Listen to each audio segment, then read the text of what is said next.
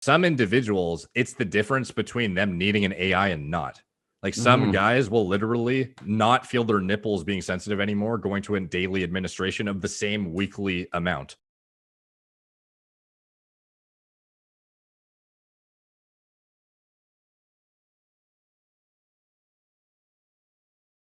How beneficial is HRT for someone who doesn't need it? So you've got normal test levels, whatever in the middle, and you take HRT. So let's take I'm in the 700s. Let's say I could magically come off HRT and my balls would be normal again. I'm producing testosterone. What kind of muscle difference would somebody see between being like natural in the normal range and HRT in the normal range? Because obviously with HRT, you're going to be always kind of elevated. You get drunk, you don't sleep, whatever. You're feeling great. Versus in the other case, it's like it's going to have a lot bigger of an effect, the peaks and valleys, the dips.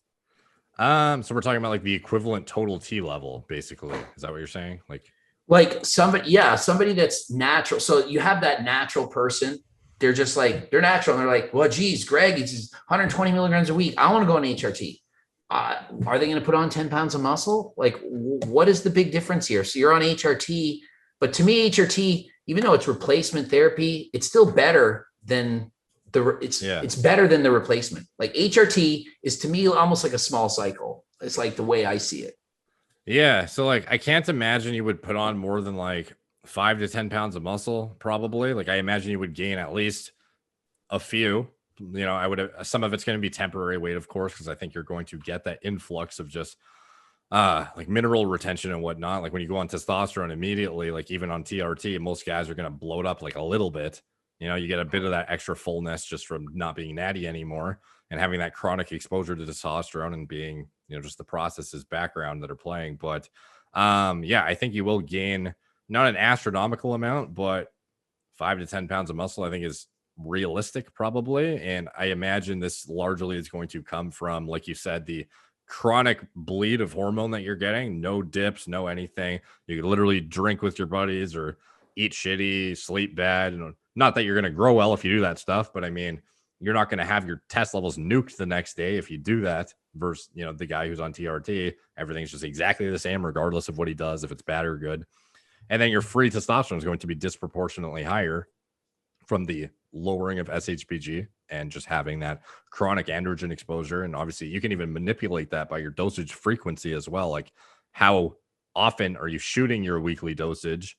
You can literally manipulate your binding protein amount just by like how aggressive of how bolus of a shot are you doing versus small micro injection. So that can I ask you a question about that? I just, sure, because I'm personally doing it once a week, an enthate, and the endocrinologist wanted me to do it once every 2 weeks. So I convinced them, like, man, that's like not very, like, that's going to just go up and down. But obviously you're going to have more stable blood levels if you do it even more often. But like, is there a sweet spot? Like, because I feel pretty much like throughout the week, I don't really notice that big of a difference. Maybe day 6. I would argue that probably if I did every 5 days, I'd probably be a little bit more stable, but I'm like just doing it the once a week. But would I be that much better to do it twice a week, for example, just to be that much more stable? Yeah. So given your SHBG, personally, I would not be doing infrequent administrations at all. Like the less frequent you do it, the more opportunity you're giving your body to like you're introducing such an aggressive amount of androgens freely circulating into your body because you have no regulating mechanism. So for you, and in addition to that, the higher the dose of androgens in one shot, the further down your SHBG is going to go. So in general, if you wanted that to climb back up, you would want to go to like literally a daily administration schedule. And that sounds daily. It sounds super tedious, but it's like the more frequent and smaller you can do it, the higher your SHBG will probably climb.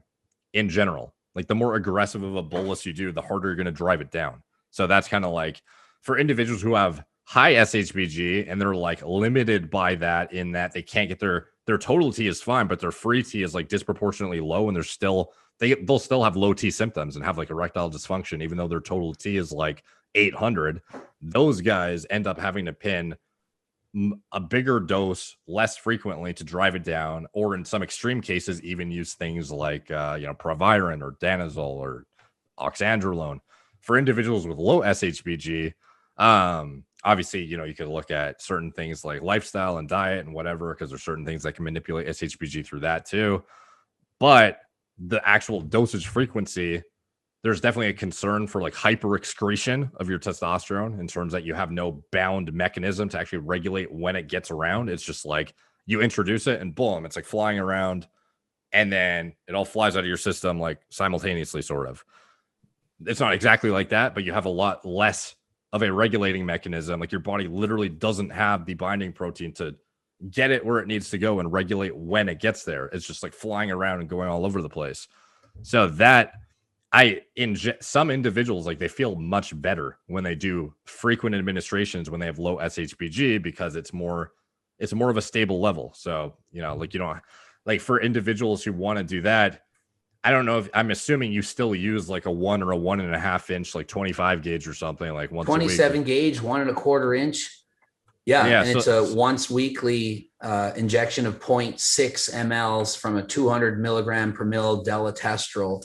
So it would be, I mean, based on like, I'm just straight up, I feel freaking amazing, fantastic. Like I feel awesome, but potentially there could be some internal benefits that I'm not aware of, that if I did it, say, I mean, I'm not going to do it every day, but if I did it twice a week, it's going to be a little bit better. And so perhaps my SHBG go up a little bit, and overall the inside, like just be overall healthier, as there's less tests being introduced right away that my body has to deal with versus having it introduced twice in a week. That's a little bit easier to react to, kind of like eating one big meal a day versus two. That's a lot less food in your belly at one meal, 3,000 calories versus 1,500 twice. It's just easier for your body to handle that. So perhaps it would be smart for me to split that up. Yeah, and one thing that might make this an easier, less burdensome process. I don't know if you've ever backloaded insulin syringes and used those for micro injections, but like for me and a lot of people who do TRT more frequently, if you put the oil into an insulin syringe, it is so painless and non-invasive to use like a 1/2 inch insulin pin and do a shallow intramuscular shot.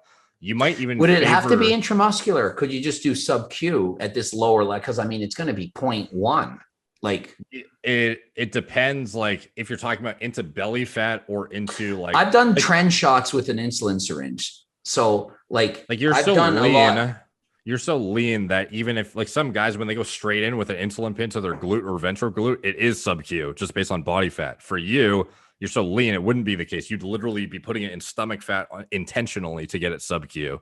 So like you could, but you might end up with little oil deposits that are kind of annoying. Yeah. When I was doing like trend shots with 0.3 mils. I don't remember which show prep, but I wouldn't backload. I just jab the 29 gauge in and suck down for friggin' forever, however many minutes, 5 minutes, and then do the shots like that just to try it. And sometimes I get like a bit of irritation when I would pinch. Yeah. So that's not, again, that's underground lab trend with solvents that are irritating too. So like obviously pharma grade deletestrol with only like point whatever milliliters per every other day or something is gonna be far less problematic. But it's kind of up to you if you decide you definitely can use stomach fat if you want. It's just a matter of, does it cause irritation or cause lumping? If it doesn't, like by all means, you can definitely do that. And some guys do that. Like, so what would be the big difference here? Intramuscular is just going to be absorbed perhaps a little bit quicker than SubQ. Yeah. So wouldn't we want the slower, because then it would be that slower release? Isn't the slower the better on something that we're doing? Maybe it could be done every other day instead of every day, intramuscular versus SubQ.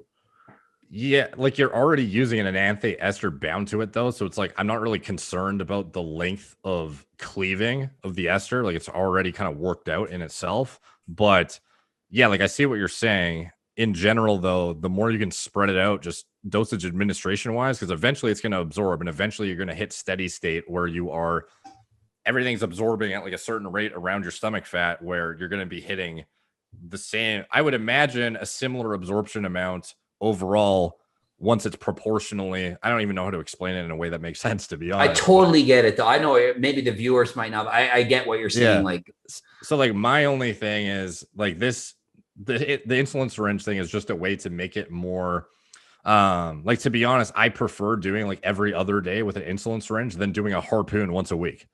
And I can achieve steadier levels.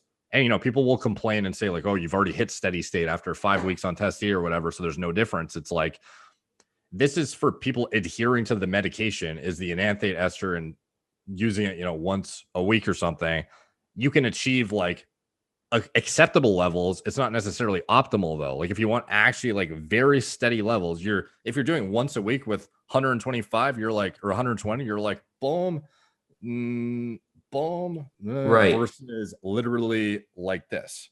Yeah. So when I was in the 700s, I did that test, like, I don't know, it was like 3 days after the shot, but maybe 6 days after, maybe I'm at 600. Who knows where I'm at? I'm testing it at pretty much the peak level. Yeah. But even just above and beyond just what is, your level at the trough and is it acceptable? It's also about like this disproportionate high free test that your brain and heart is dealing with, like all in one fucking massive spike. It's probably not the best thing to be like, I can't even imagine like how redlined your brain is like on day 1 versus like day 6 or something. You know what I mean? So yeah. And perhaps because I'm used to doing like I would do upwards of like 3,000 milligrams in total of everything I was doing, like 4 different products. So to me, it's like 120 once a week. It's like, in comparison to injecting 3 cc's every day of something and trying to find a body part to put it in, it's like such a nothing dose for me to feel like I'm doing right now. But because I've been so abusive in the past. Yeah. And don't get me wrong. I'm not saying to everyone, you need to do everyday injections or you need to do every other day if you're doing once or twice a week of your TRT. It's not like that. I'm just saying, like, in the context of, if we're talking about optimization or experimenting with a way to dial in a protocol, perhaps more, maybe it's going to be a negligible or non-existent difference for you. I'm just saying, like, in my head, if I was thinking, like I'm in a similar boat with, basically the exact same dose and I pretty much do the same thing as you, the actual exposure, like I don't want to be spiking up my T. Like even if I feel good, like it feels good to be on steroids, like my brain likes free testosterone. Like I know that. Does my actual like neurological health and heart and organs though like that much free androgen exposure in like one bolus? Maybe not. And maybe like I can't perceive that because I can't visually see what's going on necessarily. So like for me, I'm just more comfortable with lowest dose possible, like multiple days a week. So the more you can spread it out, the better. And a way to make that a more tolerable, less invasive, annoying experience is these insulin syringes. Like 1 1/4 or 1.5 inch pin fucking sucks. I hate doing those. Whereas a 1/2 inch is like literally you don't even feel it into my ventral glute, boom, done in half a second. It's just like to me, the more frequent allowing me to get away with those tiny little needles is actually like superior in a like even looking like I don't like shooting shit. So like using a smaller needle, allowing me to get away with that is worth it in itself, as well as the benefit I get potentially medically from stable levels, not dealing with disproportionately low SHBG or dealing with the potential ramifications of a low SHBG and that chronic elevation in androgens. That's like, there's like a few different things that maybe it does nothing, but at best it potentially does a lot of good things. Yeah, I see. It's marginal gains to go from every 2 weeks, like the endocrinologist wanted, to every week. There's huge gains from doing that. Yeah. And then maybe twice a week, a little bit more. And then every day, is it really much better than every 2 days? Debatable. Same as eating frequency. Certainly eating 3 times a week is better than once a day, or sorry, 3 times a day is better than once a day. But is 8 times a day better than 5? No. After a while, it becomes, is there a better point? Marginal gains. One thing I can say too, though, is again, it's individual specific. Like I said, like maybe you'll not have any noticeable difference whatsoever. Some individuals, it's the difference between them needing an AI and not. Like some guys will literally not feel their nipples being sensitive anymore, going to a daily administration of the same weekly amount. So like them on 125 a week, doing once or twice a week, they have like borderline gyno, feels like their gyno is developing, versus they go to daily of that split up. And all of a sudden, they're not having extra aromatization from that big spike in androgens. Right. They are having little amounts of aromatization on a daily basis. And all of a sudden, they don't need Arimidex anymore, which saves their fucking brain, their heart, and a bunch of other stuff. So that kind of thing, it sounds dumb to some people. It's like, well, like, why would you do that? For some people, it's actually like very, very healthy above and beyond just the thought process of, like using a tiny needle. Yeah, I see it the same analogy of eating. Like some people just fast 16 hours and eat in that window and they're fine. Versus for me, if I have to eat that much food within like 8, I hate it.